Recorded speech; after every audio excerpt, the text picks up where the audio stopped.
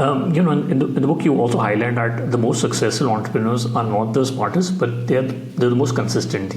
So how can somebody build that sort of consistency muscle so that they can, you've been producing podcasts and tweets and running multiple businesses, but how do you build that sort of consistency? So it's consistency for sure. It's the delayed gratification. It's doing the work when you don't want to do it. It's doing these hard, uncomfortable things, doing common things uncommonly well for years. That's a massive part of it. But another part of it that's often overlooked is confidence. I know a lot of people who make phenomenal money despite being average or even below average people simply because they are not insecure. I'll say that in a different way. I know a lot of people who did not score high on their SATs. They did not go to a great college. They maybe even didn't graduate high school. They're not that sharp. They're just normal old country boys or whatever it might be. But they make phenomenal money simply because they're not insecure. A lot of people are held back in this world, worried about what other people think of them, worried if they can do it, waiting for permission. And the truth about business, the truth about life in general, is that nobody's going to give you permission to do things that can give you outsized returns.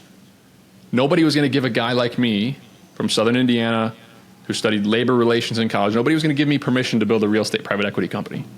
Nobody was going to say, oh, Nick, you're perfectly qualified. Actually, if I would have tried to go get a job at a real estate private equity firm, they would have said, no, like you have zero real estate on your resume. You are not qualified. You do not have permission. But I went and I built the company. And it's a small business. I'm not bragging. I'm just saying that nobody's going to give you permission to do these things. So if you look at it as a way of, hey, maybe I can do this. Like, one of my gifts as a human being is that I have almost an irrational level of confidence. I think things are going to be easier than they are. I think that's a trait that most entrepreneurs share, but I always think I can do it. And I get humbled all the time by business. Business is really hard, but I always think that I can do it. And that's a trait that almost all successful entrepreneurs and even successful earners and high earners, that they share. They have this irrational confidence and they don't let the insecurity of doing unique things hold them back in life. Got it.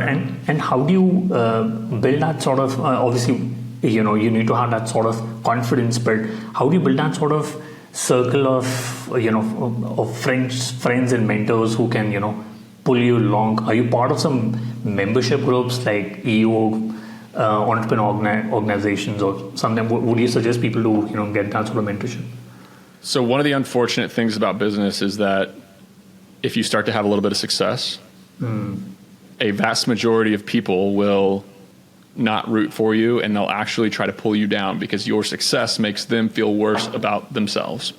There's a especially among a lot of people who struggle in life, there's a culture of this crabs in a bucket mentality where somebody else winning is bad because there's only so much winning that can happen. There's a scarcity in the world. These folks have a scarcity mindset.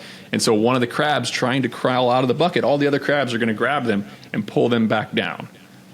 That happens in life if you hang around in the wrong circles or if you're born into the wrong family of gossip and negativity and people pulling each other back down. So one of the most important things you can do as an entrepreneur is when you can sense that people just don't have your best interest in mind, whether it's jealousy, whether it's the way they talk about you, whether it's body language, you can just kind of tell that, hey, these folks are they're not gonna help me, they're not gonna serve me, and they're not gonna make me better at what I do. And I'm not saying to go through life in a selfish way, where everybody has to be able to add value to my life, but stay away from the people who are drains on your life.